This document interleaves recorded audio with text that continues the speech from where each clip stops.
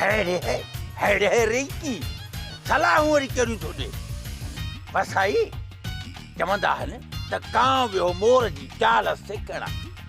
ऐं पोइ पंहिंजी चाल ई विसरी वियसि रुगो पोइ हीअं हीअं हीअं हीअं ठेंगा ॾेई थो हले मां थो चवां हरू भरू फज़ूल ख़र्च न कर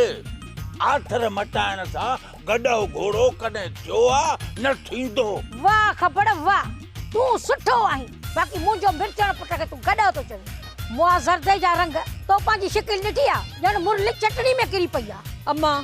हिन ख़ुशी जे मौक़े ते हिक ॿिए ते ठठोलियूं न कयो वरी तव्हां ॿई चढ़ी वेंदव अजी बाबू अम्मा खे छा थो चए अब्बा चए थो त मिर्चूअ खे मेकअप कराईंदासीं मेकअप अब्बा मूंखे लक़ब कराईंदा बाबा मां कंहिंखे काटई आहे कंहिंजी चोरी कई आहे जो मूंखे लक़ब था करायो अरे ओ मिर्चू मां तुंहिंजे लाइ कुझु न आहे चयो बाबा फोन था कयो अम्मा ॾिस बाबे जो कमु पुलिस खे फोन था कनि मूंखे लक़ब था कराइनि अलाह मूंखे सब्र ॾियो ना मौला मूंखे सब्र ॾियो अदा मिर्चू तोखे मोड़ ॿधाईंदासीं मोड़ पुलिस खां न ॿधाईंदासीं अम्मा हे अलाए छा था चवनि मूंखे सम्झ में ई नथो अचे पोइ बचड़ा तोसां भोग था कनि कुझु कोन था तोखे चवनि हाँ भुगड़ा था खाइनि किथे आहिनि पोइ मूंखे बि ॾियो भला अदा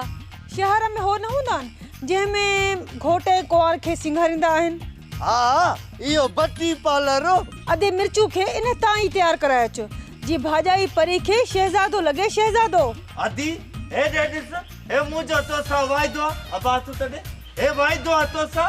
अहिड़ो तयारु कराईंदोमांसि कोई बि जवान जो पुटु मुंहिंजे अदे खे सुञाणे न पोइ चओ